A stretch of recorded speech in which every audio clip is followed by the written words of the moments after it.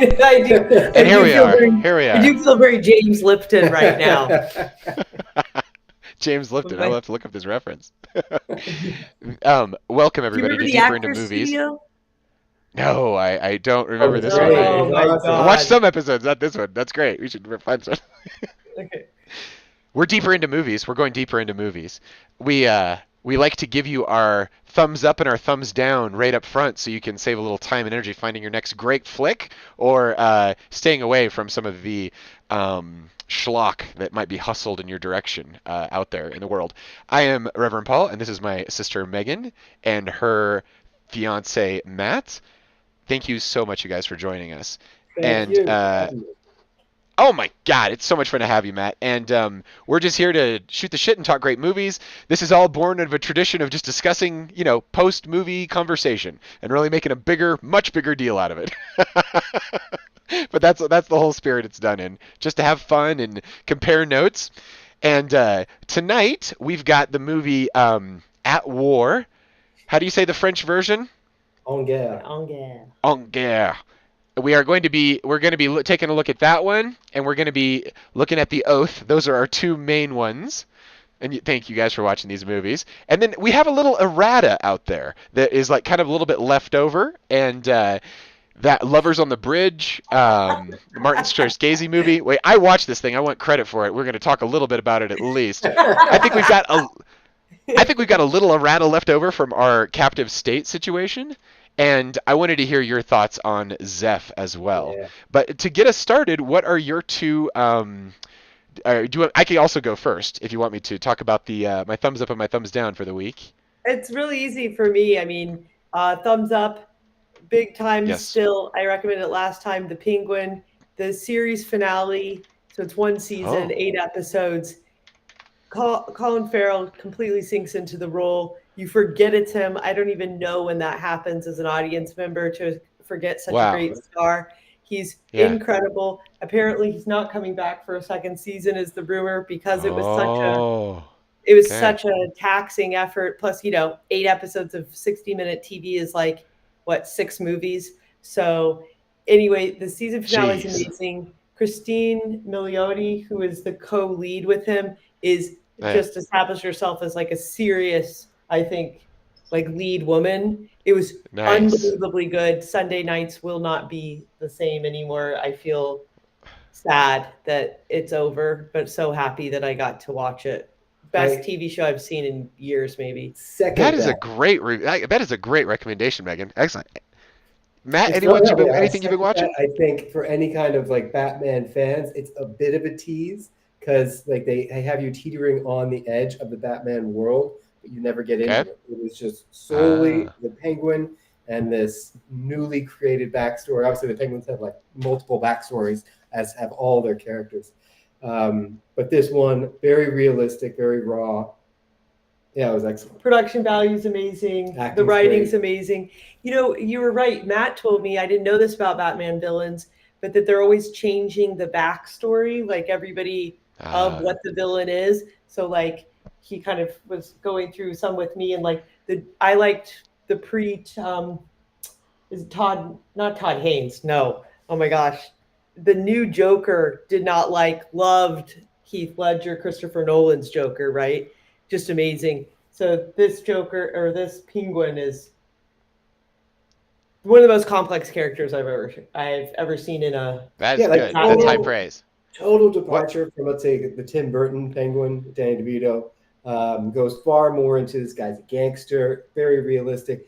It attaches, or it keeps with the theme of the Penguin character of this dude that just wants to be on top, wants to be elite, but is downtrodden and just stepped on all the time. So it's the same Yeah. theme of the character, but the Okay. way that he rises is different. It's just so fun. Everybody should watch it. That's fantastic. And is there anything people should stay away from that you've ran Yes. across that was just bad? Breath of Fire. Breath of Ooh, Breath Fire? of Fire is a new I don't know about document. that. Stay away from it? Yeah, it's Documentary, not you worth say? your time if you've seen any other movies about scams, pyramid Oh. schemes, cults. It's basically about when Kundalini found its way, or Oh. found its place, or even invented itself in the United States, and it was I think it's 4 episodes, 60 minutes. It could have been done Wow. in 60 minutes total. Sure. It wasn't well Right, okay. paced. It wasn't exciting. Like if you've seen Nexium or any of these other ones Yeah. about kind of crazy people or extremely charismatic people, they just didn't Sure. sell it. I just don't think it's worth your time. You could read it in an article and get anything you need out of it. I would say it is great wallpaper if you're cooking or doing any other activity. Nice. Okay. Fantastic. And do you believe does it warn people off of there was a lot of scandals in the Kundalini space in the 60s and the 70s.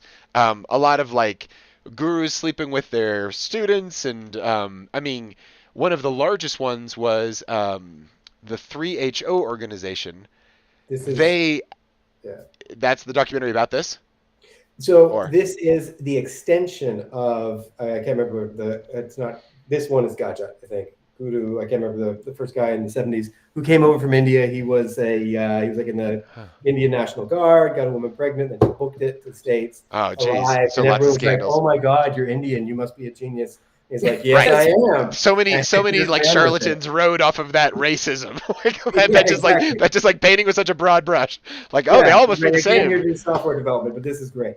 Well, this But leads so perfectly this in. is like the second phase of that. Yeah, because it all happened in the 20 teens. So it I is see. spectacularly new, but people falling for the same old stuff.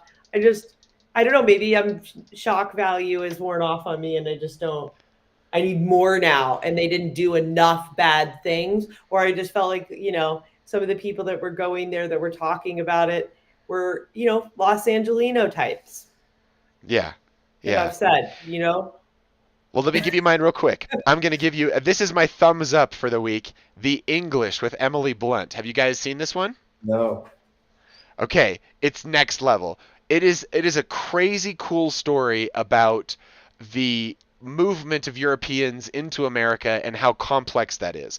And it never gets its due. You never get to see like the nuance of it. It's always just painted with these really broad things. So the Indians are not noble savages in this. It shows complex characters for the Indians. The two main characters, Emily Blunt and this Indian actor, are it's not exactly a love story, but it's a co-creative journey that they go on in a way. It might be a love story. I'm like 3 from the end of the series. We're gonna probably finish it up later tonight, but it's unbelievably cool.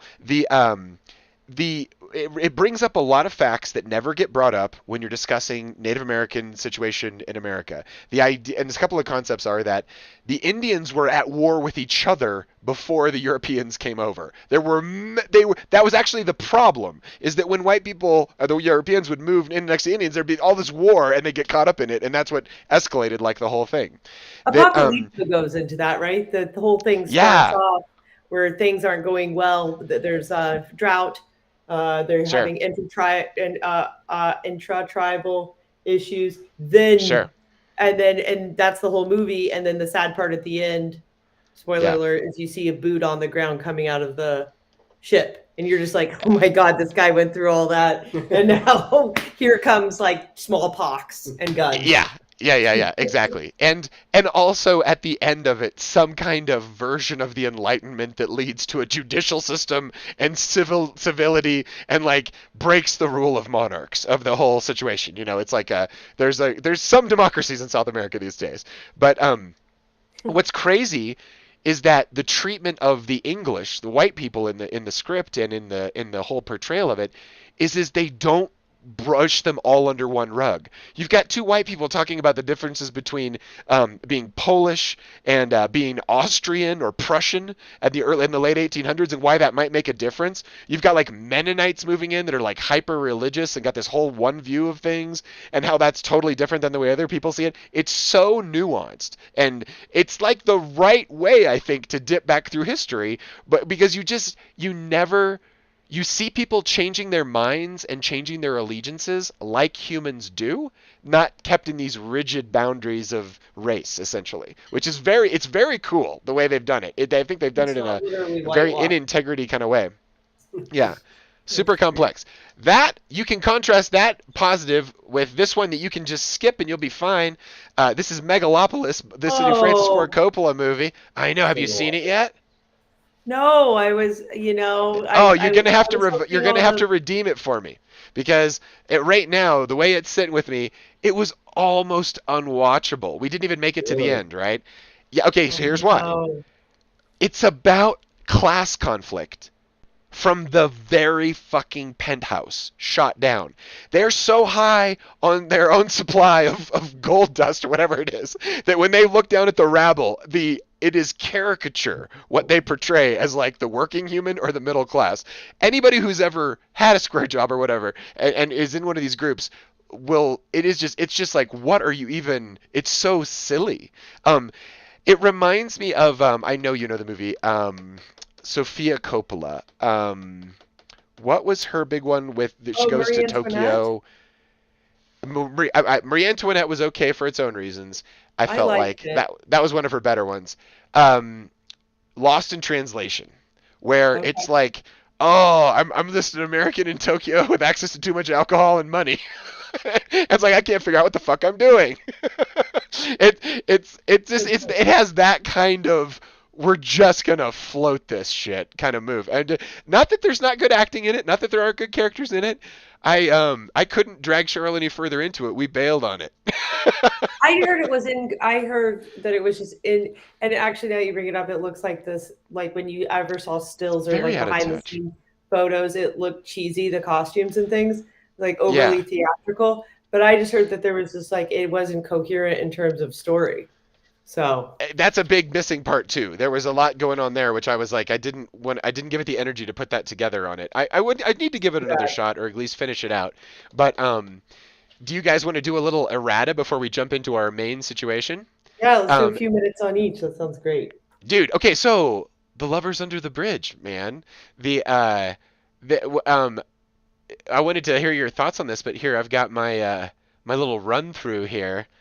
Um, dude, I started showing this to Cheryl and she bailed. She couldn't hang with me. She's like too filmy, too grainy, too this guy gets run over in like the first scene. He like has a serious like leg break situation happen. They drag him to a hospital, which is like a European sanitarium, so it's a bunch of people getting hosed down in public. It's crazy. He's like a broken human and the film never resolves it. It just like kind of moves on. He gets a, well, I guess he gets a cast. He gets some medical treatment. But I felt like this whole movie was such a sweet love letter to Paris. I thought of myself as a young artist trying to figure out what I wanted to do, what I wanted to put together, like what the stuff I wanted to make, like how hard and challenging and awesome it is to do relationships while you're doing that. These two try to fall in love. He's drawing and painting and kind of just living on the streets in Paris with his mentor, who I think gives him like GHB at night so he can fall asleep. And then she invades their world, kind of works her way in, but she's working on her own art and does portraits of him. And uh, this is a gun in Europe, which is like a nuclear bomb to an American. This in the 90s. Very Well, low also, amounts of what's crime. funny about it being a love letter to Paris is, and I Yeah. think it was that it was actually that's a completely built set, even the buildings What? around it. Yeah, it was one of the most No. expensive movies at the time. Whoa. Yeah, they built that. So it's literally Le Pont Neuf. Neuf means new, not new. It means brand new, unused, which is Oh. really interesting just in the title, but then also from the behind the scenes point of view. Yeah, this movie was like spectacularly over budget. I Whoa. don't know how you say his name, Leo Carax, Cara. The only other movie that he's done that's made its way even close to American audiences was called Holy Motors, after he did like a beautiful short in a triptych of called Tokyo, where like Michelle Gondry directed one of the movies. Huh. They're 30-minute movies, so he had a 30-minute movie that was expanded, which is also kind of a musical fever dream in some of the ways this was, but extremely Yeah. artistic and probably going to bother a lot of people. The reason I loved it in terms of is it made me wildly uncomfortable to watch, Huh. because it taps into things that people would rather not think about or see. Huh. I'm talking about Lovers on the Bridge, Sure. and that it was ironically one of the most expensive movies made about homeless people. And I love Juliette Binoche. So talk about love letters. I'm going to interject there, and I see what you mean as a love letter to the city and the Well, culture. I just think this is a love letter. especially, let me get to the scenes on this one. They start to go down the canals at night, and they have these fireworks scenes. And this is just whoever's doing this loves Paris more than they can handle.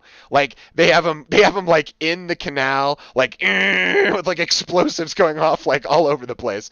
They're just out drunk at night in the streets of Paris, like blowing shit up. Like is this all on set though, Megan? This is not actually in the streets of? Yeah, I mean, it was an extremely expensive independent film. Like they Wow. built that bridge. I don't know, and obviously those kind of uh, Well, like they like lit it on fire. They pyrotechnics skied are behind it. expensive. They blew it up with pyrotechnics. Their boats all lit up here. That's wild. What were you going to say about a love letter to? No, we can go through the No, no, shots. no. Go ahead. Go ahead. I just wanted to show when I was just thinking it's like this crazy alcohol art haze of like just let it all spin around and like get lost in the middle of it. It's quite I don't know. There's something about the craziness of making things if you're making that your full-time thing that it does catch in this. And it does catch the love, whatever the love affair is between them, and the dependency and the need for another, but like not having enough space to make. I don't know. It all fits in there. It's great. So I think it's a love letter to self-loathing and Self-loathing. universes within universes. They Huh. have, while it is in the world of Paris and everything, they have Yes. created their own universe on the bridge, built by self-loathing and Huh. depression, and they have all bonded there in this codependent love that's Yeah. actually extraordinarily destructive. And I mean, I find her to actually be kind of a villain type character towards this Mm. guy who himself, obviously, really a lot of self loathing. But through that self loathing, has these explosions of experience and joy and everything. But Yeah, ultimately, yeah. all three characters hate where they're at in life. You've got a guy Mm. who used to have a life, but his wife is dead and died in like one of the worst ways. He sort of followed her into this path of self Yeah. loathing. And I mean, if you No, no, no. meet some homeless people, Alcoholism, substance dependence. It's all just like layered in there. oh, and absolutely, I think substance abuse creates a universe within a universe. And if you meet some homeless Sure. people, they can be in whatever city. You can be in a metropolis like Paris or New York, but Yeah, the these are world of high-end someone bums. in those worlds, it's like I've got my alley and I got my like five people that I smoke crack with or I drink with, and our Sure. existence is chasing that dragon.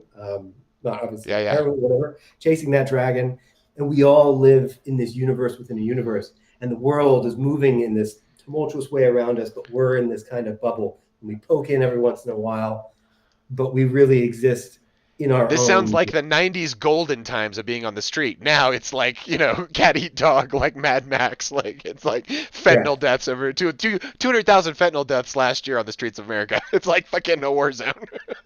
But I I like mean, your vision also of it, though, though. I think what you guys like, yes, you could look at all that. I look maybe perhaps because I'm a woman, softer. Like I look at that. I looked at both of them with a little bit more empathy than that. I do like. I think a lot of characters have that. I think um, I mean, this is not the first character that tries to keep another character in terms of jealousy or not wanting to do better in order to make them stay with each other or stay in love. But at the very beginning, the fact I had totally forgotten this, but when I rewatched with Matt, Yeah. like he gets blatantly run over, and that driver, we don't. It doesn't matter Nothing who they happens. are, and I think that Yeah. might be like that's right before we go into a world where homeless are literally walked over the bridge. You see a whole new life on this bridge that you would just walk Yeah. over and walk over them and not look at them and not want to look at them. And this movie forces you to look at homeless characters nonstop. And I think in that way, it's very useful. I think It's that 90. somebody It's dare tell a 1991. story that isn't like, um, uh, what's the revolving stage musical Les Miserables or something. This Yeah. it's grittier. But it Yeah. still has that musical element and No. fantastical quality. So for me, it affected me a lot. And I do apologize because I don't think it's an easy movie to get through. I didn't even want to get through it a second time, but I'm glad I had seen it, and I'm glad that it was made. Sure.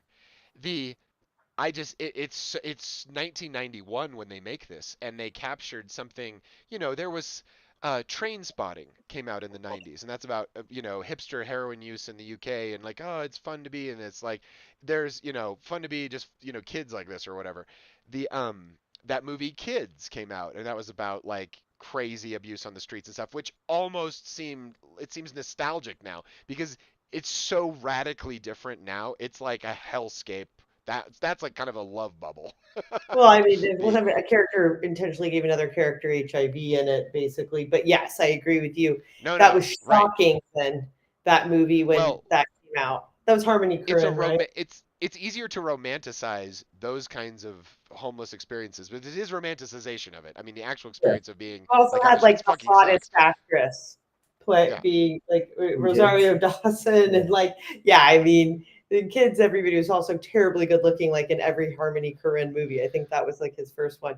But right. anyway, I'm glad you watched it. I appreciate it. I will try to give more uplifting movies. I think sometimes in a panic, I just uh, give a recommendation, especially because you've also made me watch movies. I mean, I have to tell you, just to go back and we can do a few minutes. Captive State, even if I didn't like the last third of the Yeah, film very much, yeah, or maybe the yeah, middle third, I have thought about a couple things from that movie since, just moving through the world. And I think yeah. that What you been made thinking it. about? I thought about like the fact that finally a movie talks about the fact that half of the people would totally be on the alien side and they wouldn't be on, and that I think was, if nothing more, that pointed out a very obvious thing in the world that I needed to be retold in the context of aliens coming down, to realize Yeah, that like there are people, the whole world isn't going to band together like and solve a problem necessarily, and it was much more realistic and without yeah. being completely without hope in the end, the movie. But that Right. alone was worth watching the movie to me, especially I in the last. agree with you. That insider mentality where you're not just fighting against these damn aliens, you're fighting against these collaborators. What the hell? You're like traitorous. It's like, but you think about the American Revolution and like the percentage of people who were actually revolutionaries and the percentage of people that like go along to get along. It's always obscured like this. It's always off balance like this. The Yeah, it creates a place where you can put yourself with all these people in their challenge where you're like you can actually get into the mindset of what that kind of combat would be like. And it's like being in the middle of an information war because so much of it is about surveillance. They make a big deal about the micro cards, the SD cards, and like him going through that stuff. And then there's this great sound design with the aliens, and they're all drones. And this is like years ago before drones were like everywhere. Now they're everywhere, but they saw that stuff coming. Combination of like technology and biology. It's like always very creepy. I was watching Alien Covenant the other night, and I'm just like, ugh. It's like there's just a button in our brains you can biologically press that just is like horrific, with because you're so It is. vulnerable as a They did bunch a of good job. cells walking around in a certain way. Anyway, That was a No, great we remake went and saw of, that on a date this summer, yeah. Alien Covenant. I had a lot of fun. I didn't expect too much, and so I just had a good time. But you're right. Like, I think the movie was pretty ahead, Captive State. You had something to say about it, I think. It might be You watched premature, it. but I think there's an underlying theme of what you were just talking about that connects to Guerre. And we can get to that later. yeah, I don't want to go onto that yeah, bridge too early, but that sense of you have this exterior force coming in, and you as yeah, a group have to deal with it. And some of the group will fight, some of the group will fall in line, some of the group that fights will eventually feel like maybe this is a war we can't win, so we're going to cross the line, or we're going to become a collaborator, whatever it is. Was And that called a scab? A a skib? scab A if you scab. yeah. cross. Scab, exactly. And in this movie, you had scabs, you had fake scabs. They did a really good job of playing Yeah. that part. But again, it's this theme of, As please continue. well, just this theme of when to fight, how hard to fight, and when to give up to fight another day, kind of thing. Well, when you're being a martyr and when you're being a martyr. Right? Yeah. Like, Yeah, Big yeah, yeah, yeah. emblem. because both of the main characters die, but does it's you question in one of the films what he died for Yeah. in some ways other than talk about self-loathing. Um, yeah, I mean, also, I'm sorry. I'm glad that movie was made, but Yeah. it's Yeah. so hyper real. Well, And well, also, well, this was the first time I watched it with subtitles. So last time I yeah. think I was You watching it need in French. subtitles. Yeah. Well, I speak, I was learning French, and we both, Matt and I, met in French class. So like obviously like we're good, but like the specifics didn't even really matter as long as you understood basically what they're saying. But it was a different experience the first time having Mm. not reading all of the mundane facts in on Guerre in Yeah. at war. At war. Right on. Let's get to that in just a sec here. The war on religion in here was particularly strong, where they were barred against any form of prayer and congregation. They they kind of hinted at this, that they were going to be controlling this, the ability of people to come together. One of the characters is a priest, and he exchanges all of the the chalice and everything for a bomb that they take to this field. And it's so creepy. It so activates the predator prey circuits in your head.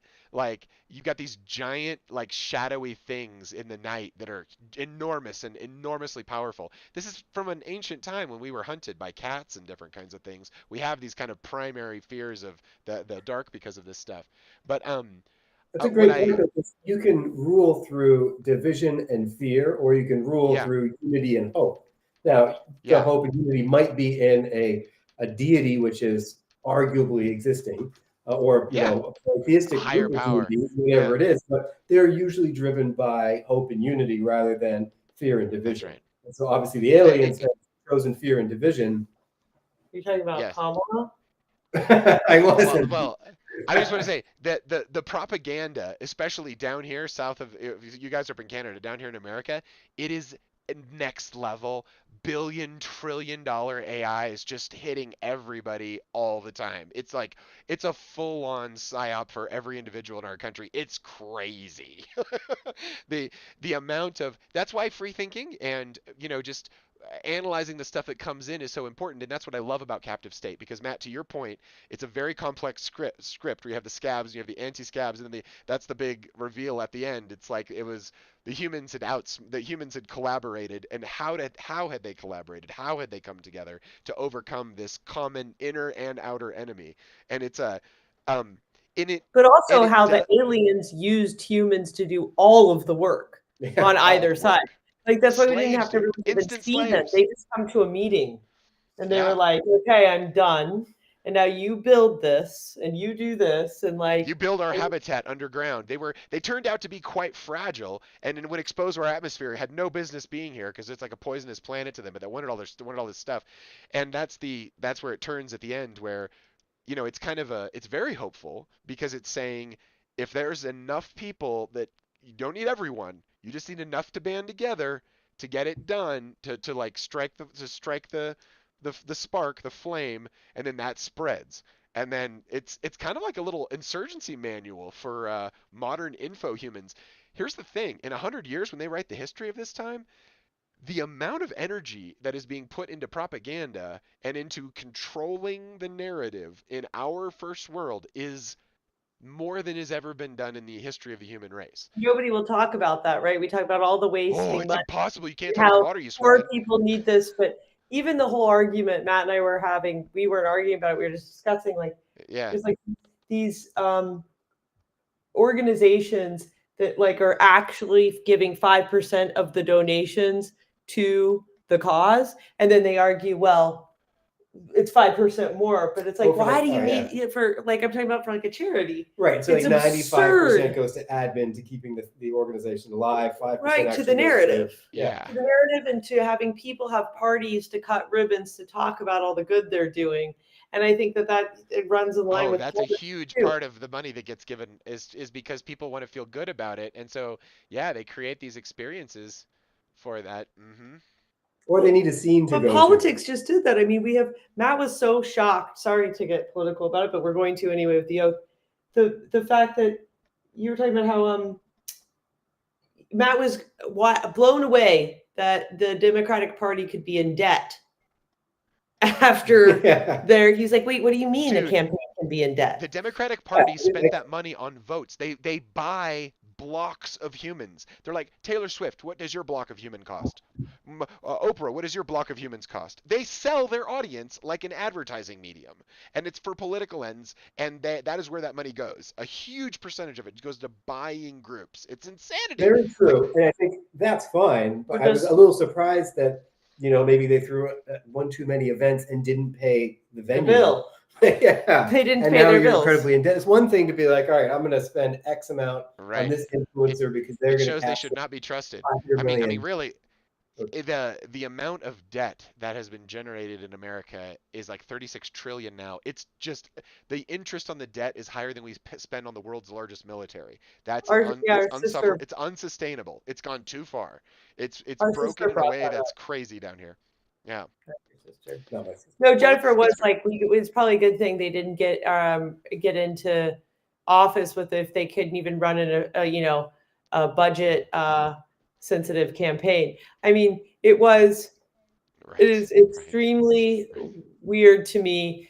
Like I've had this conversation with mom many times. Like why we spend so much money campaigning instead of what if one candidate just goes, okay, I have $1 billion. I'm going to give it to the following 5 charities, and then just let the news cover it. Like, is it like which is really better for democracy? I mean, if somebody taking that risk, I mean, wouldn't all the news outlets cover the fact that you just gave away all of your campaign money and do it for you? I don't know. I've always wondered that.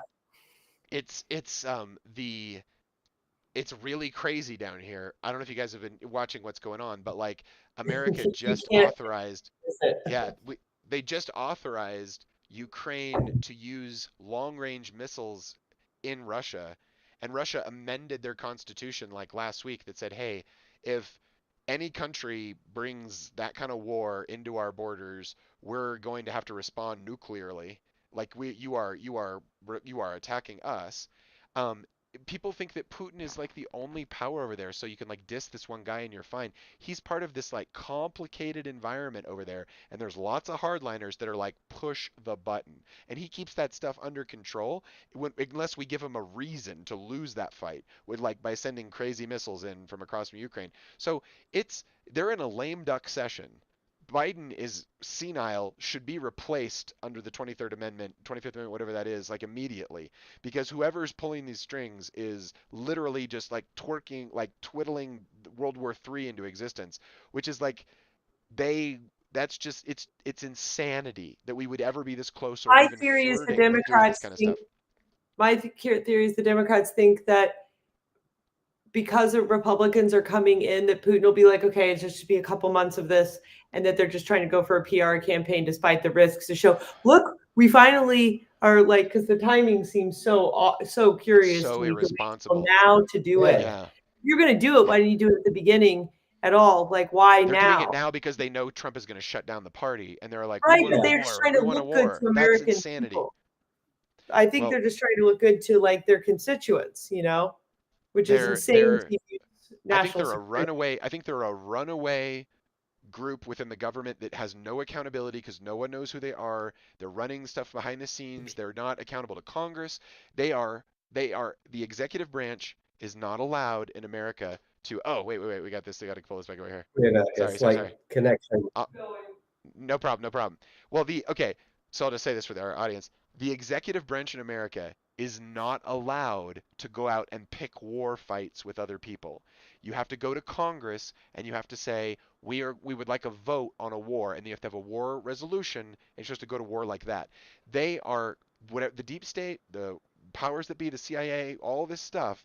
They are starting a war. They are picking a nuclear war on purpose to bring about great catastrophe. Like, see, you need us in power because this is the world, and it's like this is the world you're making.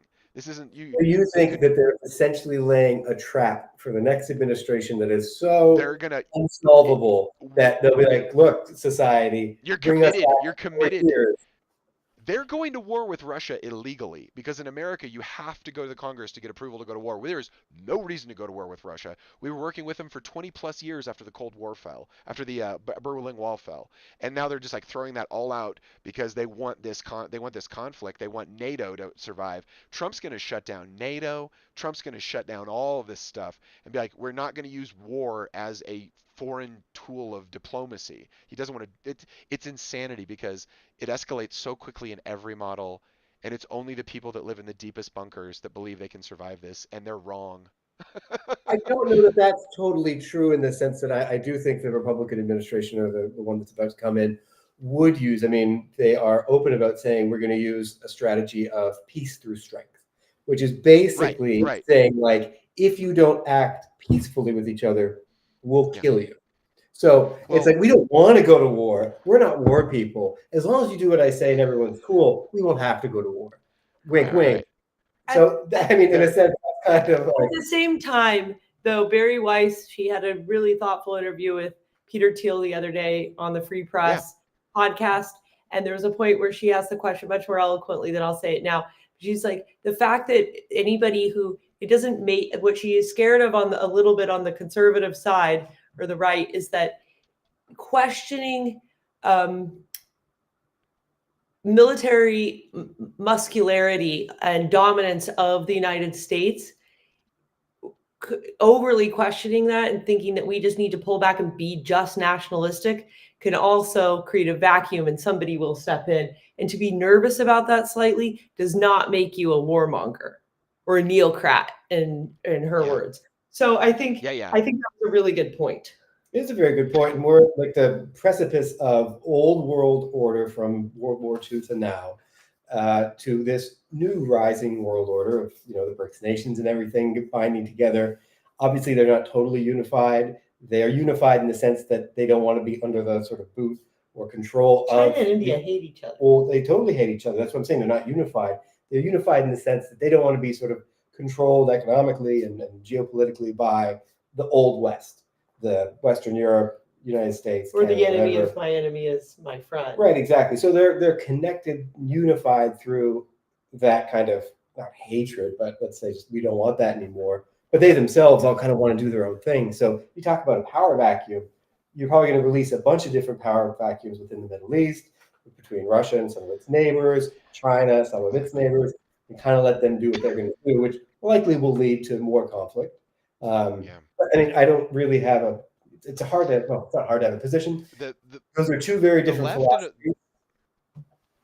Yeah, the Like, left in America used to be anti-war, and now it's like we love that Dick Cheney is a part of our team, and it's like, dude, that's the guy that lied you into the war that he then made quadrillions on with Halliburton, afterwards, like reconstructing. Like they were anyway. It's such a it can we're when the way that the media controls the information is so crazy because you can't watch Russian media and Russian media is very against this.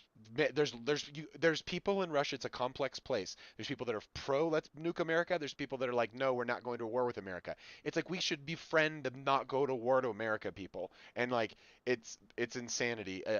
None of our foreign policy makes sense from an ethical perspective, and that's I think what the potential of a Trump administration does is one of the biggest things it could do is bring transparency to the process, end the secret FISA court, which is like spying on every American, essentially producing a secret intelligence level dossier on every American citizen so that anybody in America can be taken to a room and be like, hey, do you want to see your internet history or whatever? And it just like, and like no one should have that ability. No one should be using taxpayer money to do it. It should be made illegal to do so. And the people who want to control people through extortion like that should be made an example of. Well, what's upsetting is that privacy is brought up like today in the newspaper when I read that since 1979, I believe there's been a law in place that has said no person can be questioned for their immigration status because those documents are private and like HIPAA is like private information that is so sensitive. That's a complete lie that we have any private the information, yeah, or the the fact whole that border thing China is has just taken all of our telecom. Like, IP. it's common knowledge that your social security number is on the dark web, and that is because of telecom companies you don't even subscribe to have your social number. Like, mine was AT&T. I've never been an AT&T customer in my life. Or that either police enforcement Yeah. units, whatever, private security, a lot of these people, whoever has CCTV or camera systems, are utilizing Chinese facial recognition software developed using Uyghur Muslims largely throughout North America and Europe. And so, in a sense, this is already happening. I don't see it going away in a new administration. Maybe Right. that particular law, which I do not have any knowledge of, you could outlaw certain, you could enshrine certain principles. Like the FCC regulates the airwaves and the internet, right? I'll tell you this one story, and then we should totally get to At War and the Oath, because I know you guys have the sleeping child in the next room. Uh, the FCC regulates the internet, and it gives when the internet and Facebook first came around, there's editor and there's publisher. And to become a publisher, you just have to publish everything without any editorial oversight. You're not putting your finger on the scale. This is like having a classified section, and somebody puts something crazy in your classified section. You can't be held liable for it. That's the publisher protection in the Digital Millennial Copyright Act, the DMCA, right, which enabled the internet to happen as it's happened. The other side is the editorial side, which is the more classic side, which is where you have an editorial review board for the things that you publish on your paper to know that you have sources and that they're backed up legally and you've got lawyers on your side because you're going to have to defend this shit. You do not have to do that in your Facebook. Dude, I'm in this men's group, and I recorded our private conversation with about 7 or 8 of us or whatever. This is going out on YouTube, so I won't use the same words in order to trigger the same problems for YouTube. But someone was discussing a medical intervention, and someone suggested or said that the people that had this medical intervention had a very high rate of infertility. And then we were just simply discussing the concept of that. We used a couple of harsh words in there. Well, harsh. I say harsh. They're not harsh. They're the actual words that describe the phenomena, but you can't actually say it out loud because on this private broadcast, an unlisted video that less than 10 people were going to see, maybe once, the LM of Google saw us say this stuff, judged us, put a strike against my account, a warning, and said, "Oh, you're in jail for 30 days or 3 months unless you take this re-education class." And so I take this Kafka-esque re-education class about that wants to talk about these medical interventions and why they're so important because the WHO said they were so important and you can't disagree with it. And I'm like, dude, I am literally in a private conversation discussing ideas that affect my health and my body, and you're putting your finger on the scale so intensely, but you're saying, oh, it's the WHO that's making us do it. Like, they're not the WHO. You're a private company. You're deciding to follow those policies as a political or whatever, monetary, I don't know what it is. Illegal in some parts of the world, not in America where there's First Amendment protections for speech. Like, the only way that you can discuss complex ideas is by having transparency of communication. And so we're doing this thing called the Order of the Towel tomorrow night, and it's all about project management for stoners. We have our towels and we basically award ourselves pins, self-awarded stuff, but it's for doing excellent kind of stuff. And what I want to do is I want to make a thing called good. It's funny. I want to make a yeah. The we're going to target the channels that give you infinite freedom of speech. Rumble and X are the two. And we're going to start it on YouTube, and it's going to be called, I think we'll call it the garbage disposal. But we'll start on YouTube and say, hey, follow us to Rumble or X so we can actually watch this. You can't watch it on YouTube because they're nannies. And they're doing the bidding of some arbitrary third party internationally that has no legal jurisdiction in our principality, and they're siding with them over us so they can keep it. You know?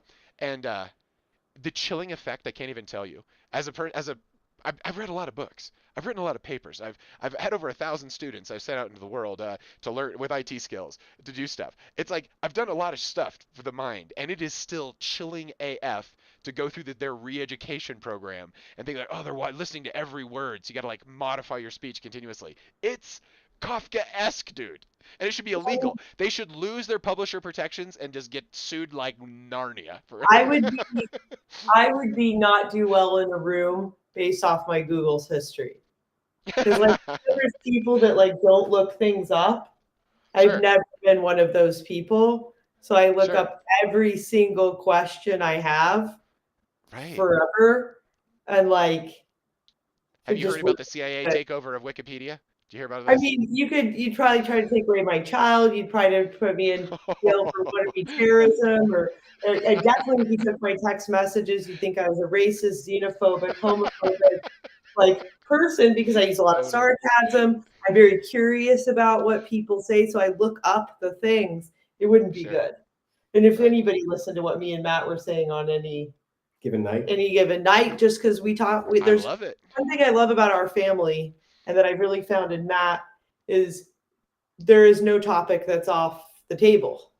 That's right. And The I kind of was, intellectual freedom. yeah, Yeah. and I think like, mom had her fair amount of strictness. We'll leave it at that. But she definitely never said of Censored. like certain ideas I couldn't talk about or She questions I was couldn't she was excited when we pushed boundaries as kids. She was like, "Oh, this is amazing. Like this is what we thought was going to happen with the next generation. We didn't raise them like little robots or No, whatever, you know." so I think, and sometimes in the world, I get a little bit, I get pushback where I don't understand. Like, I mean, I didn't have a lot of emotions about the election, and who I Yeah. voted for doesn't even matter. But even people Mm. that I was on the side of, just to tell like that I voted on their side, they're just to say what they said Elections to should me. your voting should be private. You should keep it private always. Yeah, it's Yeah, crazy but that even just to they've say what I popularized said, it. they got upset with me and said, stop doing Yeah. this. You're at Claim. I was like, but what are we even talking about? Or one We person are said, you nobody living in Canada has the right to, um, until you have a daughter. This is somebody who doesn't have a kid, which doesn't matter to me until you bring up that until I have a daughter living in the United States that has to go to a public school, which may not exist in 5 years. You don't have the right to have an opinion. It's like that is such an American privileged, and she used the word privilege because I hate this word, point of view. Like Canada mm, is like always sleeping with an elephant.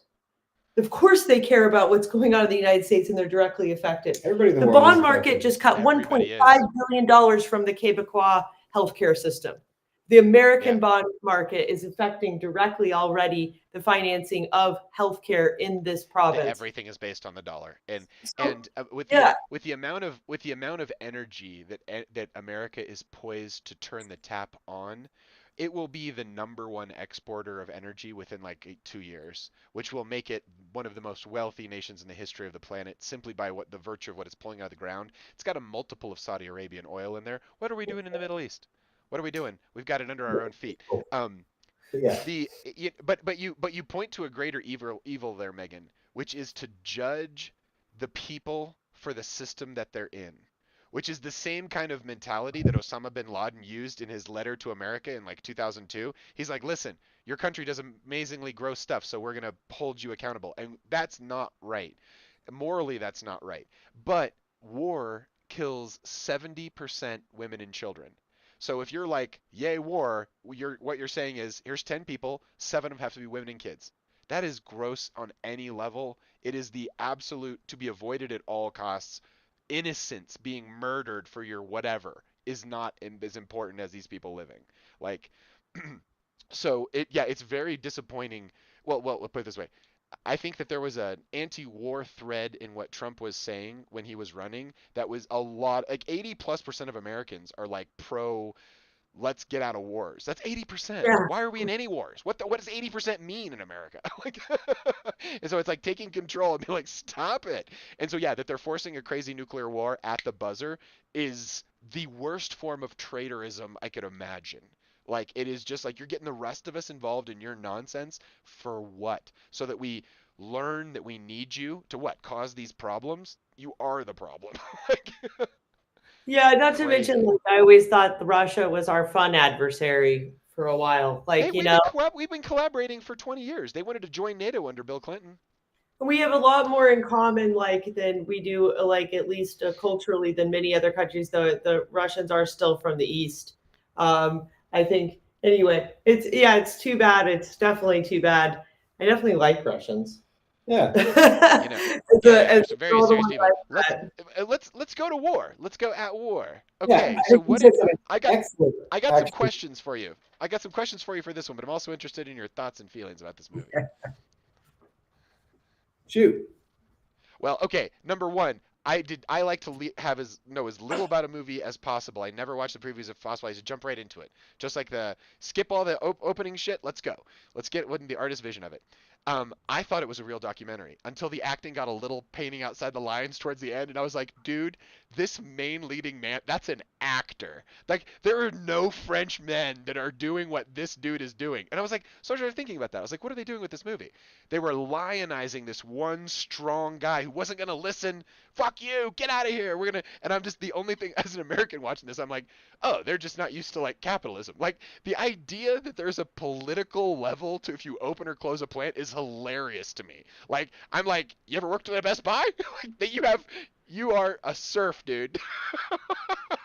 Anyway, and not to accept that or whatever, but just it was wild to experience the mindset of you could vote on a business's decisions. That is such a bad idea in my view. French though, that I'm glad they exist. So just to Yeah. interject real quick, Sure. Stefan Brisé, he's made a bunch. I think he's on his fourth or fifth film with Sure. Vincent Lindon.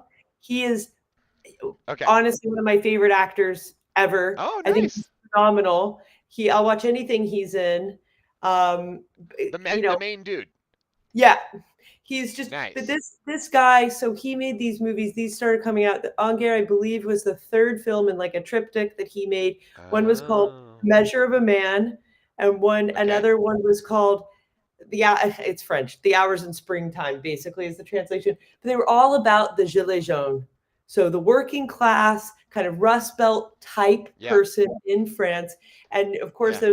that's becoming a big political issue, bigger and bigger in France. And so I really, Oh, again, yeah. appreciate these films and that this actor has really committed to doing these roles that play this sort of person in this demographic. And Yeah. yeah, anyway, that's a bit of history about the filmmakers and actor background. Sorry. No, no. I think it's that makes a ton of sense. He was such a strong character and it was a guy not cartoonish, but I was just like, "Oh, that's like mythical." I'm like, "Is this a real documentary?" I was like I looked up I was like, "Oh, it's actually like a fake documentary." Which was what I thought was cool about it and like especially with like comparing to The Oath is that um it's it showed what it's like to be an individual caught in the system, right? Like it's like here's what it feels like to feel like your country has your back and is going to help you keep going, and then it just all gets yanked out from you.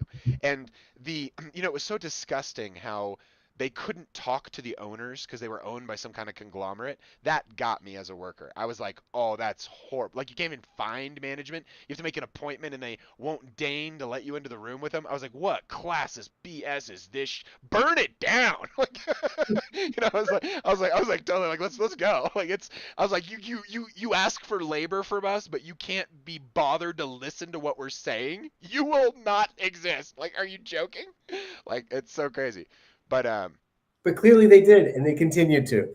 And so, yeah, like, it's a totally. funny thing you mentioned in the beginning that this is, the What a surprise terrible to form of me to ownership. see that, like, you have a system where a government will actually get behind a union movement, and they'll Sure, try to through mediate, they'll subsidies try or to like do what yeah, they can.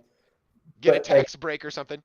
to a degree, though, well, not even a tax break. It's like okay, well, it's a bit like out of both sides of their mouth, and so the degree to which the Uh, philosophy of French society, yeah. egalitarian, equal liberty, the Revolution. government. Well, yeah, it's a revolution by the people, kind of. But at the same time, it's like, how do we create this economic positive society? And they brought it up a lot in the movie, like, hey, we get your problem, so we're going to try to mediate, but please understand that foreign direct investment keeps the country going. And That's right. if we don't That's have right. that, you don't exist anyway.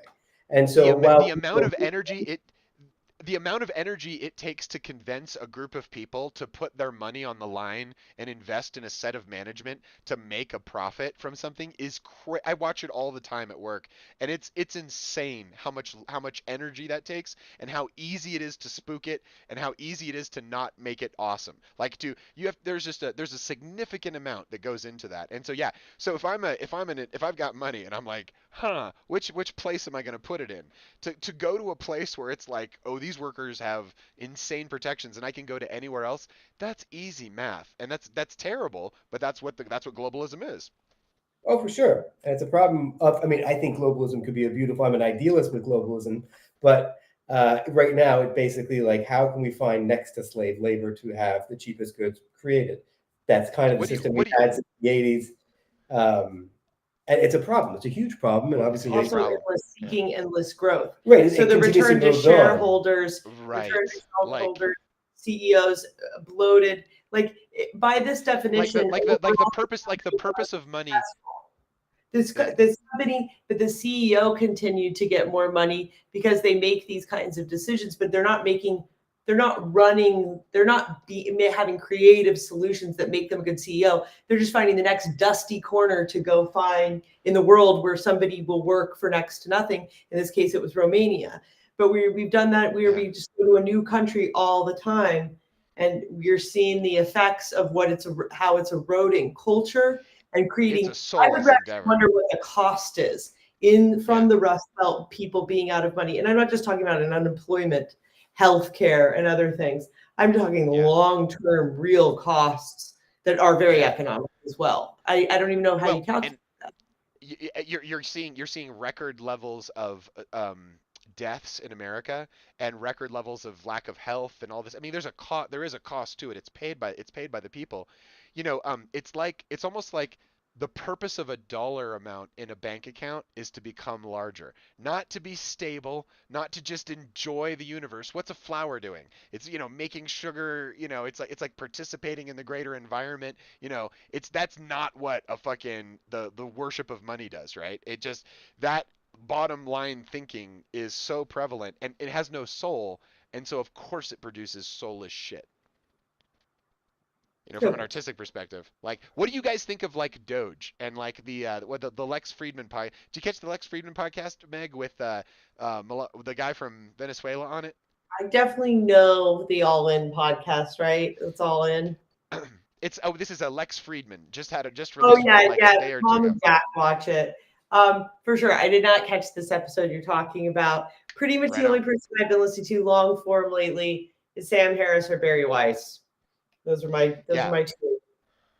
So no. Sam Harris lost me a while ago. He has no free will, so I don't know what the point in listening to him is. He's just a static beacon for the universe. Says that too. He's rational. He's very he swears he doesn't have free will. Really emotional. I like it, and he's an easy, beautiful voice to fall asleep to. If nothing more, I like that. I like the ideas he talks about. I find him to be totally reasonable. Except I think he's very pro-Israel. So if you're questioning that at all, but, he has his bias. Let's go back to this comment of free will, because I think it ties into En Guerre like very, very well. And so the idea of union leader thinks I have free will. I live in a society that these things can't happen to us. I can fight for them. I can change them. I have free will. I can mobilize, and we can change the world. Yep. In this particular story, as in many, not all, but as in many, you can't. There are really, really massive. Without organizing, organizing will change it. Yeah. But there's these massive institutions and externalities that are all working together that are way larger than you, and they don't care about your free will. To a degree, you're 99% of the time you're going to lose, you're going to get stomped on, and you've got to just work your way through the system to a new spot. Like in this particular case, you have a factory. The factory, although it's producing and it's profitable, it's not as profitable as it could be. Therefore, they're going to move it. And so this guy can fight to death to save it and to save his job. And we can get into that whole point. It was really more for him, I think, about a daily purpose, not necessarily a paycheck. This is just a livelihood. He wanted to wake up in his town, go and have his group of people. That's his existence. And if you take that away, he's got nothing. Well, dignity is important. Dignity is very important. Dignity is very priceless. And I would ask you in captive state what would be the difference of this guy. If you just never resisted at all, it would be that much easier. Yeah. These people are also important. The sad part is he's the one that suffered the most for a very little gain. But if they did nothing and they just said, well, it's not going to work anyway, how much faster would it happen the next time? Right, or would they not think? I mean, at the very least, this guy will live, Vincent Lindon's character will live in the consciousness of those people for the rest of their life that had to see the news or that were directly affected by it. And it will affect them and it will haunt them in a certain way. And so in that way, it wasn't completely ineffective. I'm more idealist in this way. Like, I don't think you should. Sure. I think you have to rebel.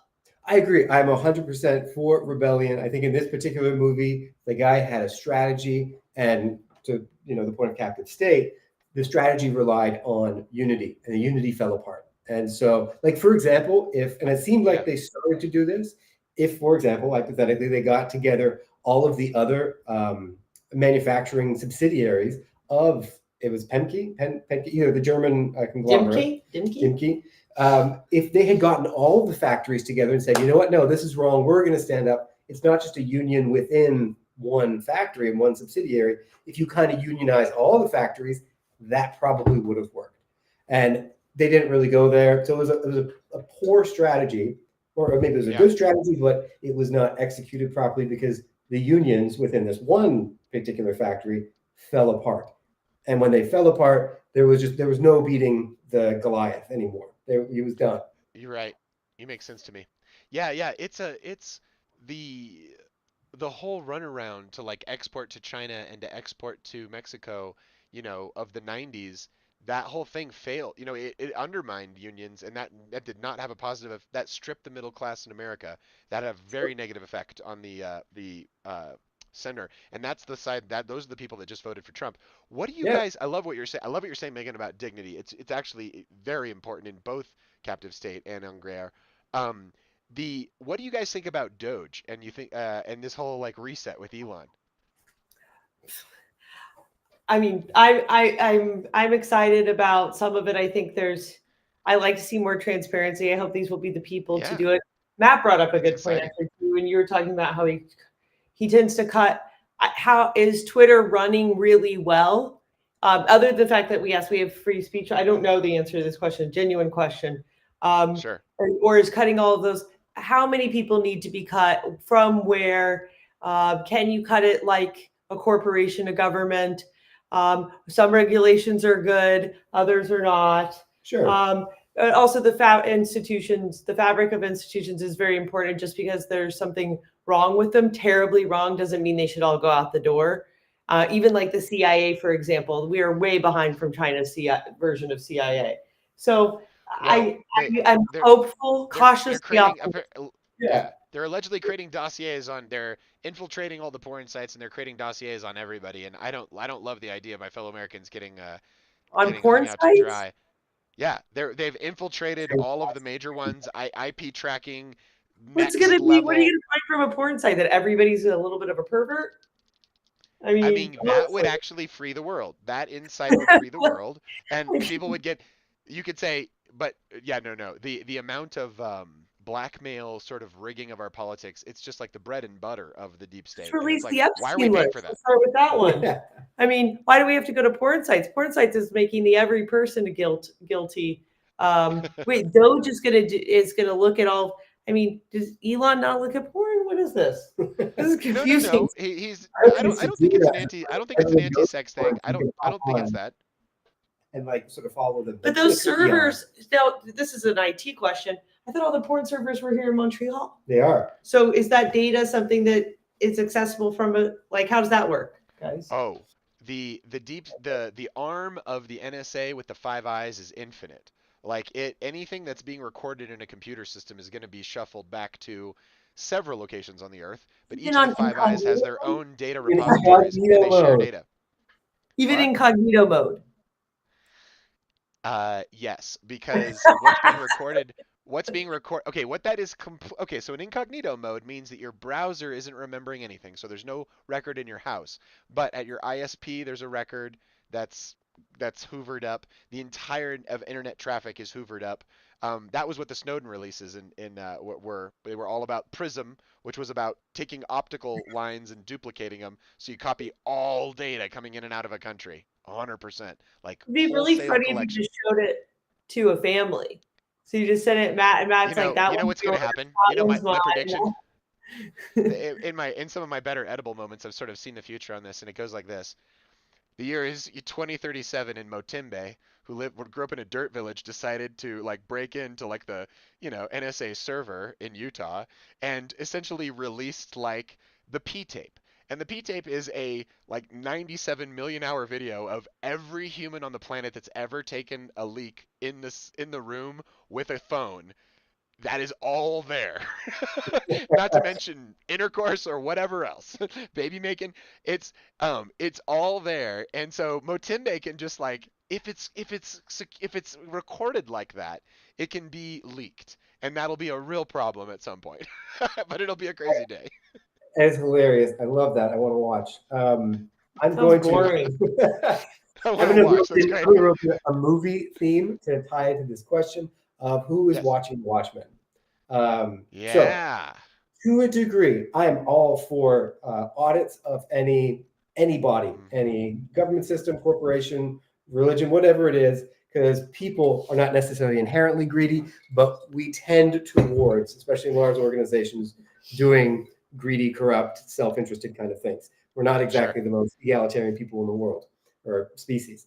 So I love it. And if you look at most of, I think, and I'll fact check it, I'll probably get it wrong, most of G7 governments are overbloated and have grown too large over the last decade, 2 decades. And as they have Yep. grown, they have become less efficient at what they do. And so to have a Yep. lean government is a great Yeah. idea. Lean organizations are fast, well, they think well, they Cheap, achieve. effective. So that's great. And so this approach, I think, is a great idea. Every once in a while, a government or an organization needs an audit. Yeah. Now, if you And they start, though, taking away particular institutions that at their base and core philosophy are to protect groups against other groups, whether that's the right. FCC or the Consumer Protection Agency or the Environmental Right. Protection Agency. You got to make sure the corporations don't devour your population. Right, exactly. I'm sure I There's, trust I Trump mean, to be like, Because that'll happen easy. you The just nonsense you can explained buy at a Google gas and station will YouTube. spill out. Yeah, you just explained Google and YouTube doing what they did to you. Give those people an inch, they will take many, many yards.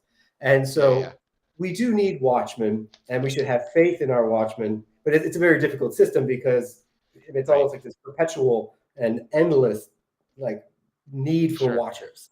And there's got to be a Yeah. stop somewhere because you can't just have watchers on And this watchers on is watchers. Watchers. you make sense to me. This is where the First Amendment makes a ton of sense as a solution because as long as you aren't suppressing voices, you can essentially go find what you would want. If you had a true internet bulletin board where you could just see all of the way people looked at it or everything they produced about it, and it was all just navigable and searchable, and you could kind of get around through it, but none of it was suppressed, it would probably work out. They do these studies with crowds where like they'll ask like I forget Malcolm Gladwell's number, but like call it 1,000 people, how many marbles there are in a giant jar, and no individual gets it, but when you average it, it's perfect. Yeah. And so if you let the individuals express, and then you educate them to critically think and not just lie, about what they're saying, and like you build character, you'll get an amplification of character. I think that's what your Rumble and your X is going to be. The more that these other systems go darker, authoritarian. so what do you? Uh, So are you excited about Doge? Okay, so I am excited. And the reason I'm excited is because I have always voted anti-war, and I voted for like John Hagelin years ago. I know I said about, keeping your votes private, but um, Dennis Kucinich was very like, let's stop the wars, and voted for him a couple times, or once at least.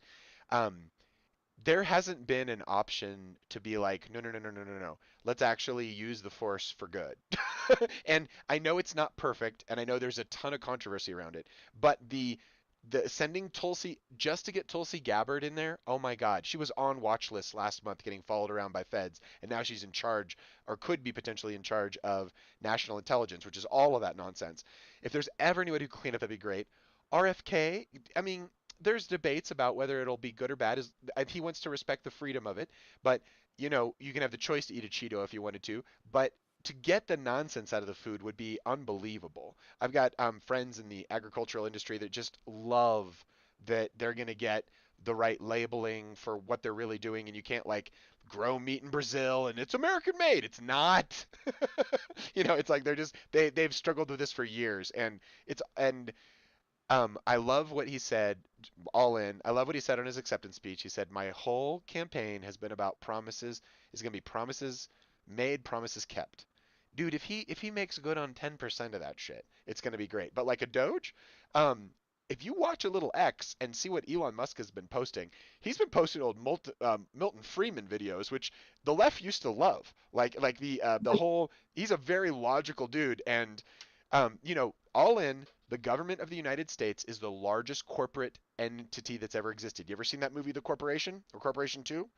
No. The psychopathic nature of the corporation is on display when it's tilting war, and third, it's sounding like, oh, maybe nuclear war is a good idea. In no circumstance is that a good idea.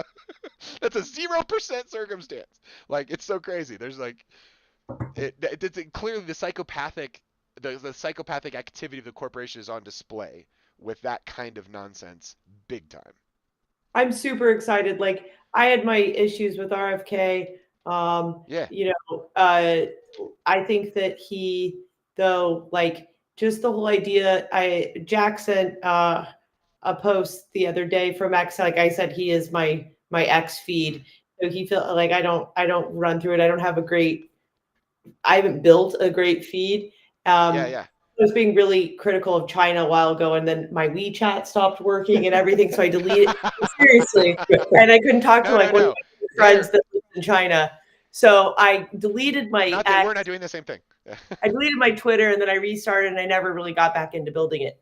Anyway, Yeah, it's Jack changed. posted something about Fruit Loops that the New York Times fact checked, um, and said, well, the ingredient list from Canada to the United States is basically the same, except yellow 5, red 72, You don't diaxoxylic, need like that stuff. you can't. They're like, but and Canada uses blueberries and carrots for the flavoring, and it's like, well, that isn't the same. And the fact that the New York Times, it supposedly tells me that they care about my body, my choice all the time, don't Yeah. It. actually seem to care when it comes. So you just have to start. It's just very upsetting. And if RFK wants to do any of that, Yeah. in terms of The the cause. poison that's going in to our food, and even like Fox, I've turned on a couple times this week because I've just been like palling around YouTube because we don't have cable, but they post things right on YouTube. And Fox was just saying, well, why can we all eat endless amounts in Italy and nobody ever feels sick?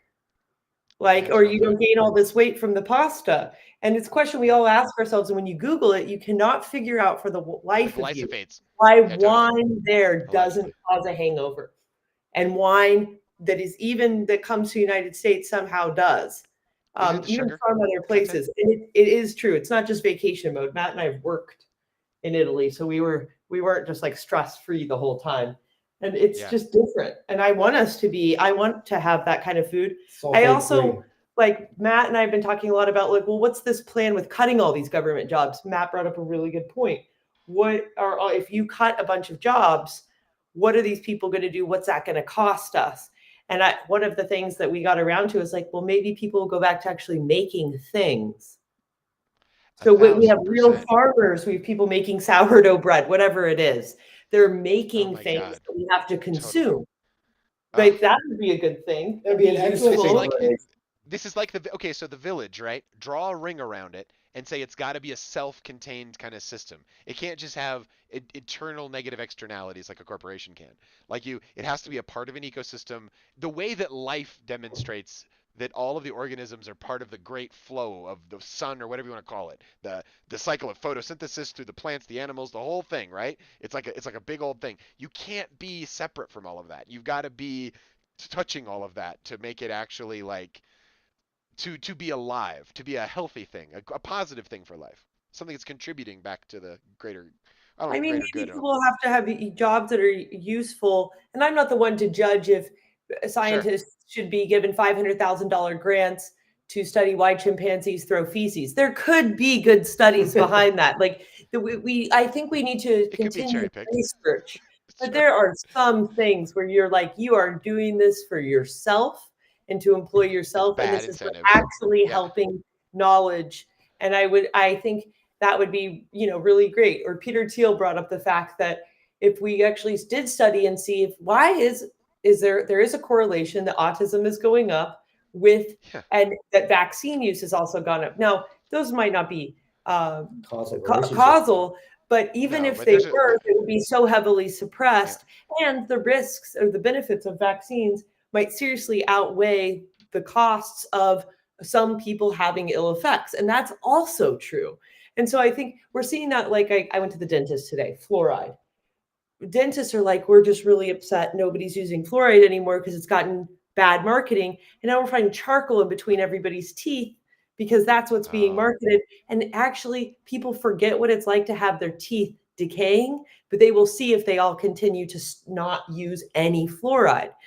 So there's a good balance where I think we have to decide how much information is too much to give to individuals where they just go fucking nuts with it, and how Well, and much is who's giving it? good Is it the for them. dentist union, or whatever it is? I mean, this was It's just a like, dental hygienist, a couple of them that have told me, like, yeah. hey, I get this Well, rash around my face because I use fluoride, but she's like, you need to use fluoride. It's Meg, good for your enamel. have you mentioned the women plight. This is why I want my next movie to be a little chaos. I think it absolutely nails the strength of a woman, like in a great way. But have you checked out or listened to Bridget Phetasy, this wild No. lady from LA?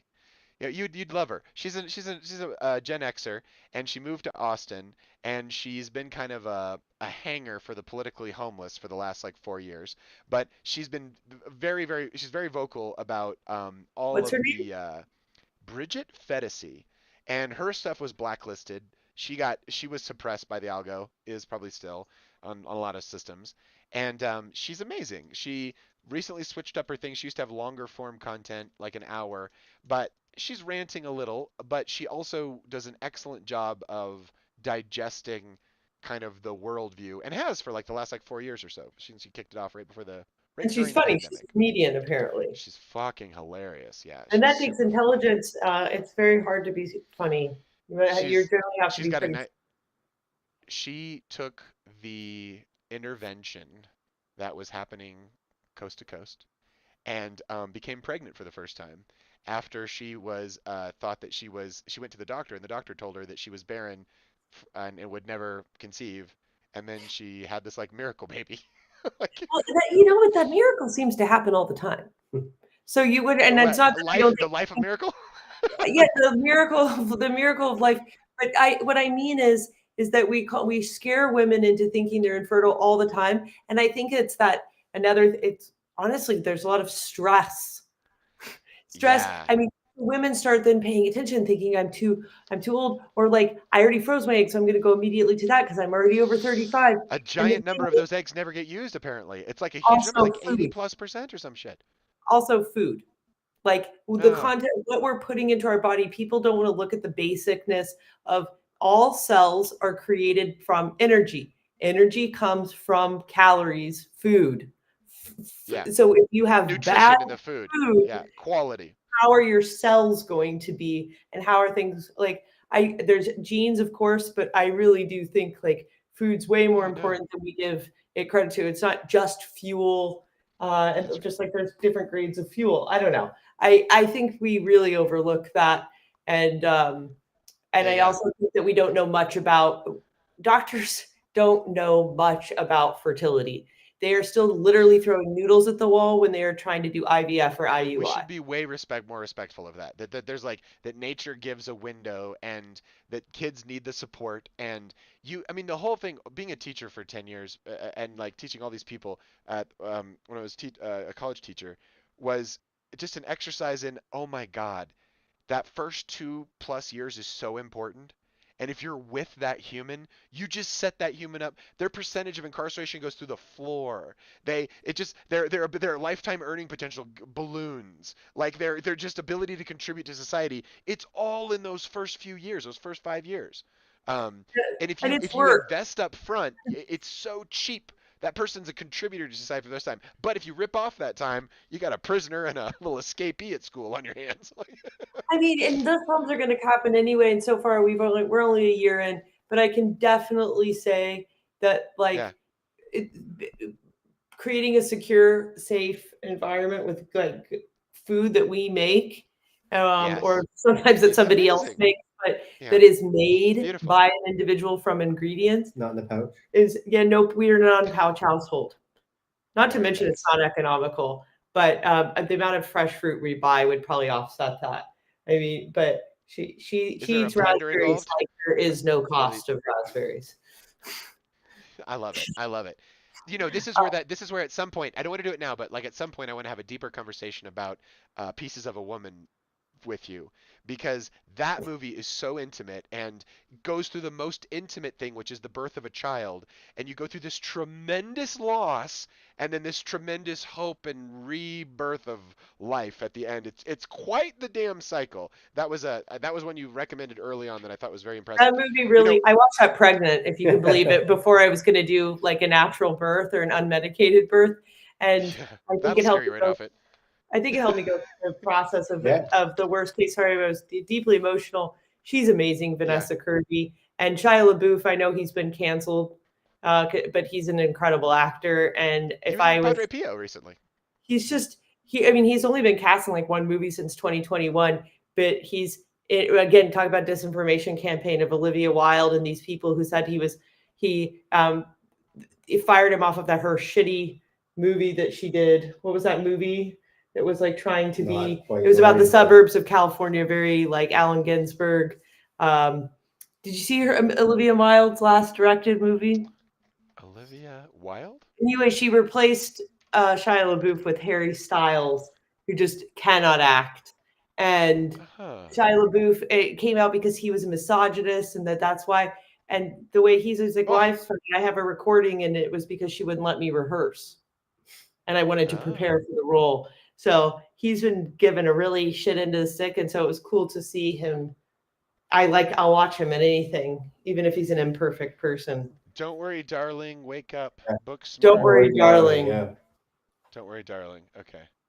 It was, I'd be I interested in what your opinion is, but okay. Good concept of a movie. I thought it was a good concept of a movie. yeah, it was. I That mean, she took all the good concepts from other people, For but sure. Yeah. it, It's a it mishmash. you of could miss existing it things. unless you want to yeah. critique. Very derivative. Anyway, Nice. sorry, I digress No, again. that's great. That's great. You know what? We're gonna save Zeph for another time.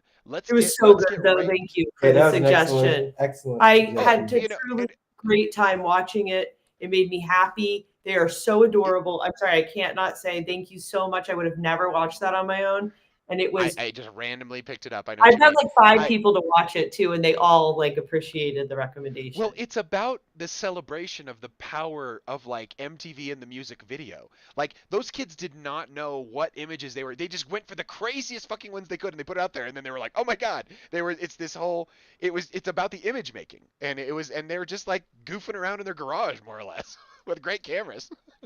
I mean, but they also like they're just an Little family. adorable little family, and I know. I To watch couldn't a have family go through a a process total like that girl is really crush on special. her. She is so Yeah, yeah, yeah. cute. The wife, the Well, lead singer, she's great. Matt said she was more it's every talented than the guy. I thought so. it's the fantasy of every child of divorce that you could somehow pull one to pull your parents back together, right? Like get the gang all back together, and she fucking does. It's like this is the best movie ever. It's great. I mean, you It's could tell great. they had a lot of love though in the first place. I mean, Yeah. he becomes a whole character just because he wants his wife or his girlfriend to love him more. I mean, Yeah. it's really You know, cute. no. That was the most. That was the most. You know, people when they made Network. You remember Network, the movie, the Patty Tchaikovsky script.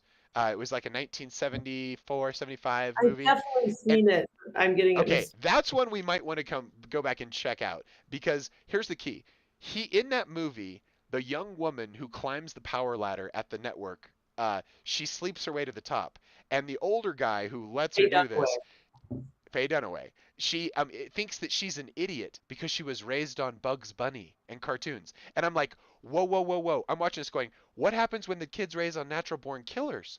come out of the chute because we're on to something else now. Like the TikTok kids, they're like brain mush. Like I have this guy at the feed store where I go to get bird food, and he only watches like 8 hours of TikTok, and he goes, I start it, and then I look around, and it's like the whole day's gone.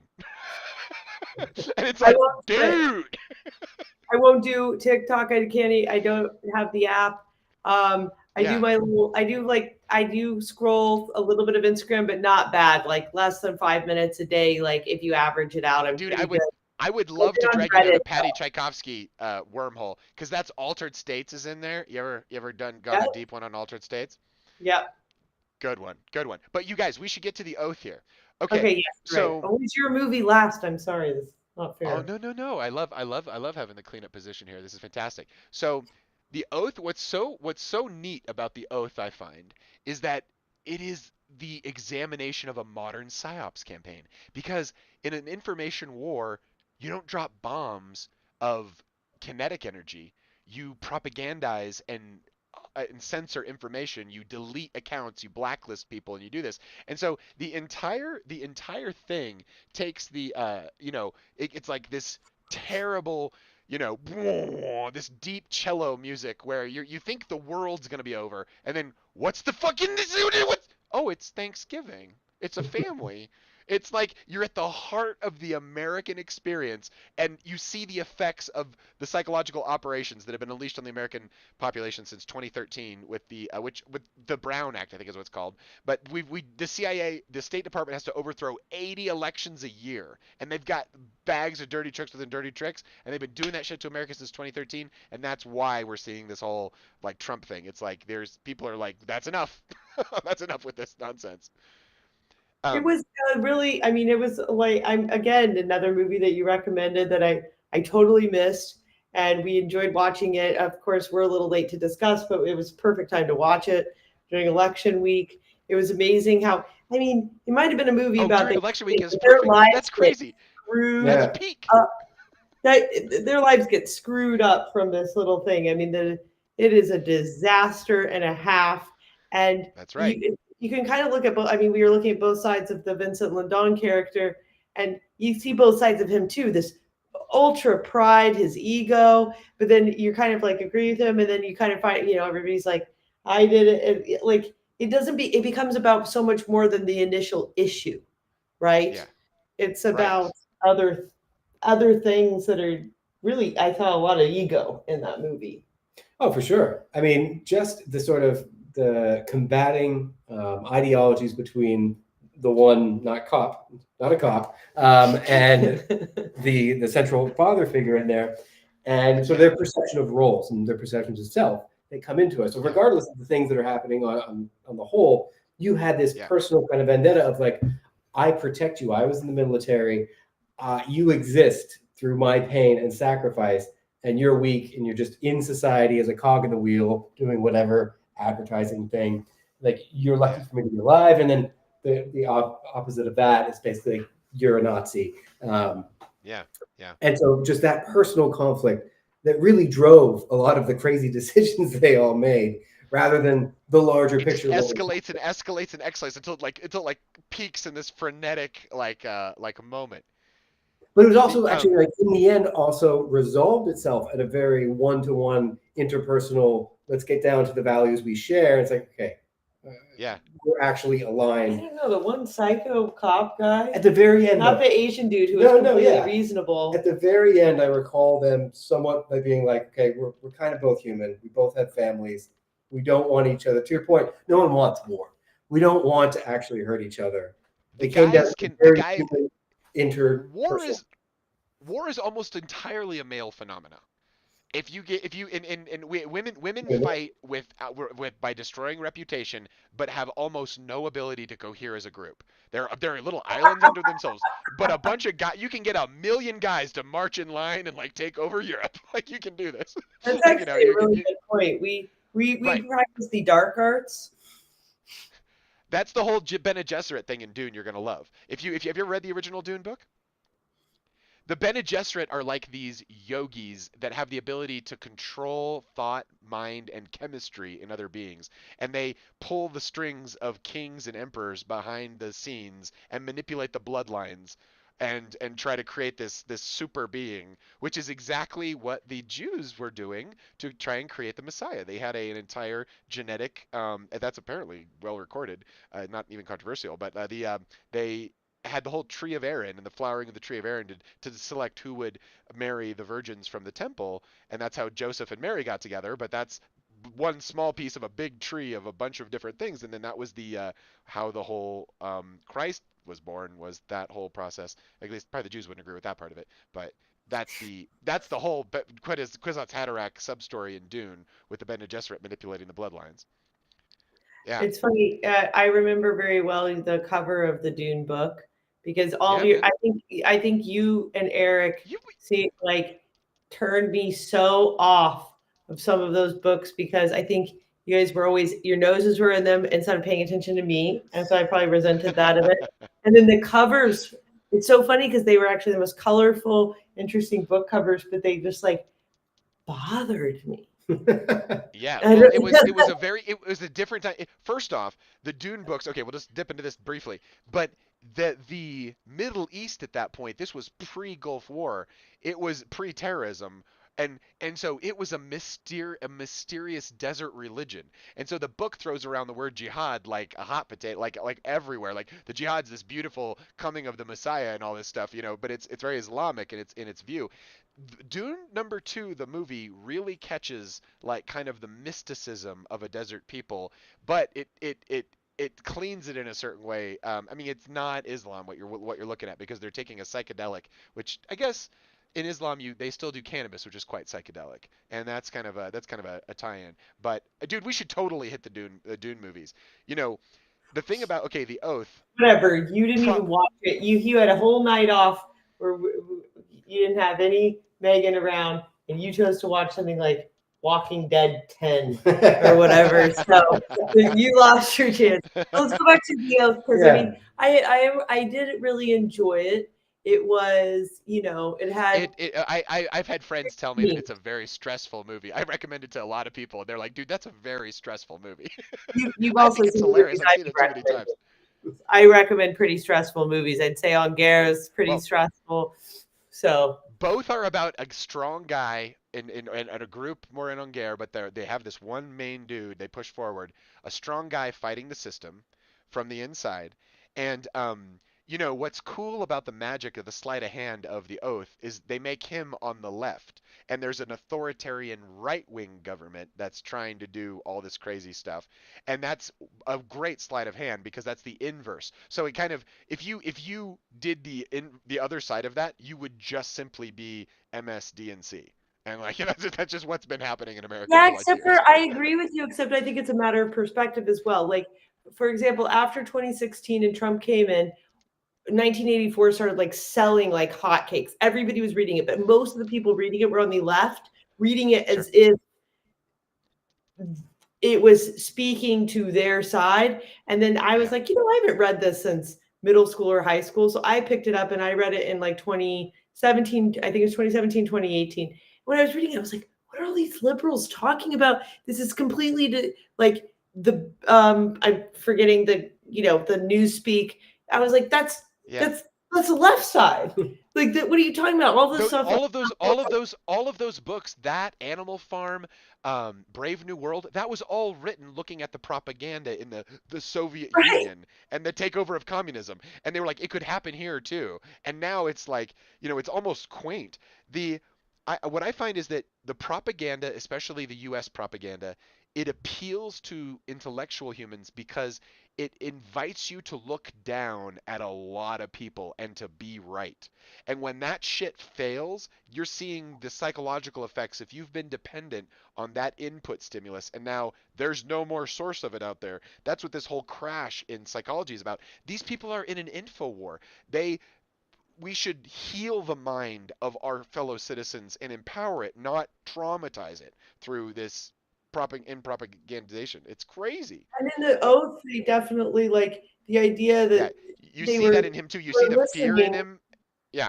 about your podcast or your discussion just with your buddies.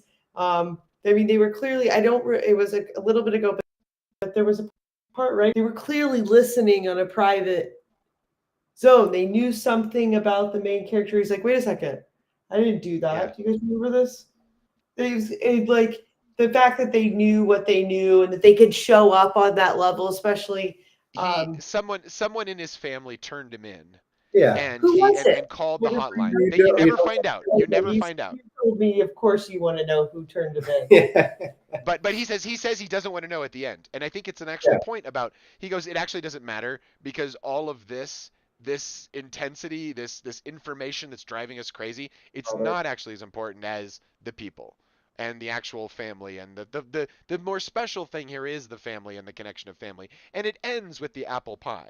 That's the end of the movie when Well, let me throw something at you though. Is it like it Yeah. ends peacefully because the perceived evil There's the right-wing government loses, and everyone else is like, "Oh, No, thank they God." just go back. They go back to kind of a they go back to more of a steady state because at the end they're enjoying their apple pie, and it's this whole celebration of tradition of America, and they're putting away the pie. I mean, that's Saturday after it's all over. This is in reverse order. Here's where they're this is where they're hobbling into the thing. This is what Okay, so my point about the guys was the guys can all get together and blow each other up, or they can kind of see eye to eye and be like, listen, we've all got to kind of deal with something here if we're all going to have like enough peace in our lives to have like a family. And I think that's actually the civilizing effect of women on men. I'll just say it here. I never say it in my life anywhere else. But like if you look at the most violent time in human history, it was the old west of America. If you were a male in that, your opportunity to die was like in the high 80 percentile until ladies arrived and started families. And that's why guys have to see eye to eye, is because you're gonna like everyone's gonna protecting their own thing, so you got to figure it all out. And it's this wonderful. What does that mean? The growth of the middle class, the growth of wealth of our nation could be based on this anti-war vibe where it's like actually growing the family. Doing what's right for the nuclear family makes sense 100% of the time because that is what nature's doing. Like over and over. However, It's so all that on matters. that point though, so if one were to hypothetically believe, which many of the characters did in the movie, that Yeah. the far right-wing government was actually oppressive and evil, but Oh, it was yeah. all the women who capitulated, who became the people that wild? from.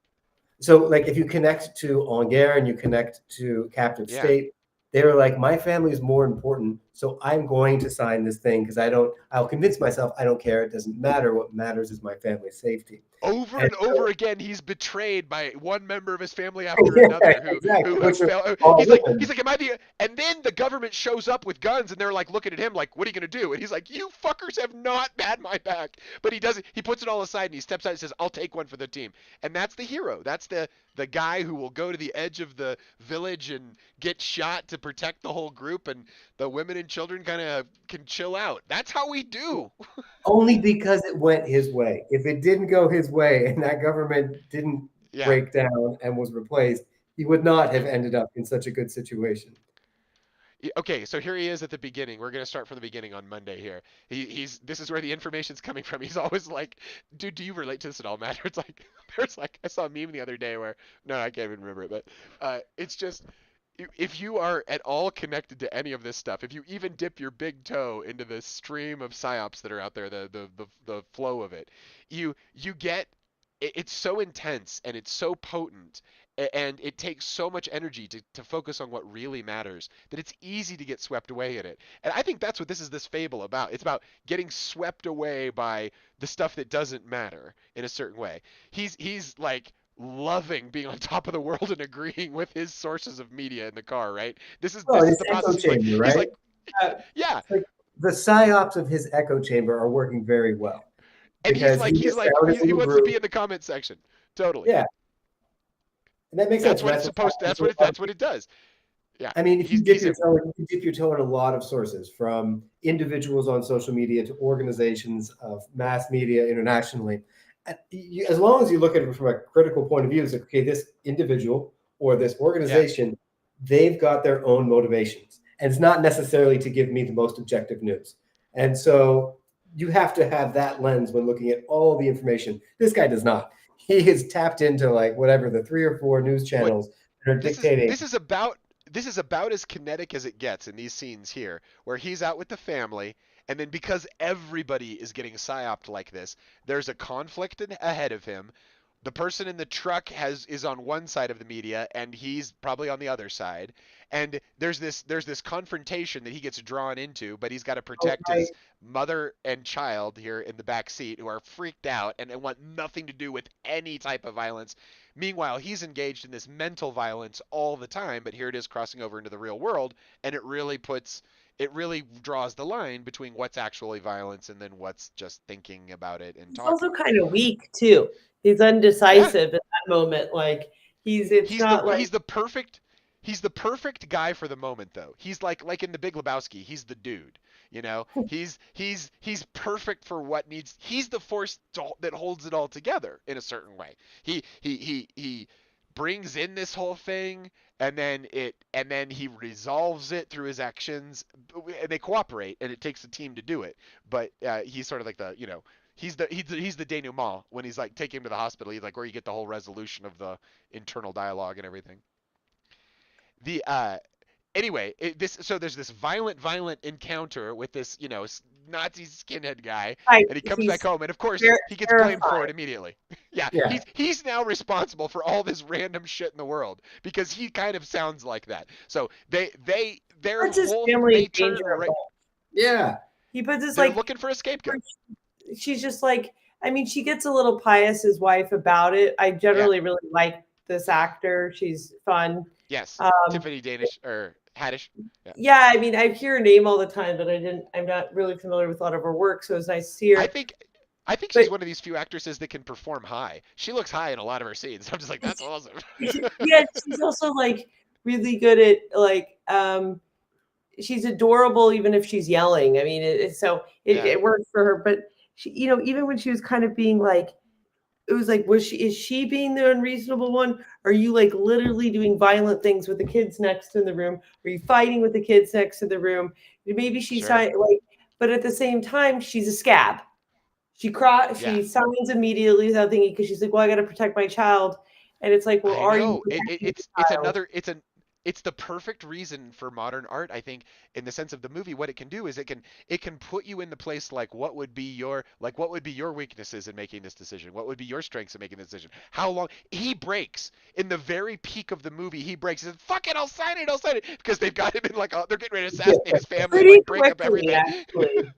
So Yeah, yeah, just so it was everybody like the breaks. fear of his arm being broken, which Yeah. looks serious. He capitulates Okay. quickly. Well, so that is a very interesting commentary because he plays and has a lot of bravado when it's in an intellectual space. But when it becomes into a That's right. physical space, you're right. Even in the car or in the living He's room. unpracticed. He's never Yeah. crossed that line before. He doesn't own a gun. He's got a taser he got on Amazon, but he doesn't know how to use it. That Yeah. way, I mean, I relate to him as a woman. Like I like like when we were talking about I was like, Matt, like maybe I'm interested in looking at the homeless because I can. I'm not scared of people in general, but I have a different visceral reaction as a woman to various groups or single bodies of human beings walking on the street. I'm not even gonna. In fact, I enjoy when I would be in a very, very public space where I could tell a guy off that was trying to mess with me because you just cannot do that. Like walking down the street. I mean, you have a completely different reality. So there's no guy if a guy was doing that in traffic in front of me, there's no me stopping and rolling down the window if he gets to that point. Though Matt has seen me yell at somebody in traffic that was trying to intimidate me. But you just have a different reality as a woman, I think. And then as becoming a mom, like I've made different decisions that it's just like, you know what, you gotta do what's cool right now. No, no, no. For What you're talking about is what I think like you're talking about there is the absolute bedrock of what society is. Why do people even get together? and what holds them together. The protection of family and children is a core function of society. Why pipes under the ground? Why buildings? What else? It's family raising. It's trying to create this environment where people can thrive in and grow, and you are trading all of the freedom of being in a nomadic tribe and the short lifespan that that would entail for this all of these advantages, but then these potential disadvantages we've talked about, like all the stuff in the food and different kinds of things used. It's really wild how big a difference information plays. I had a question for you, Meg.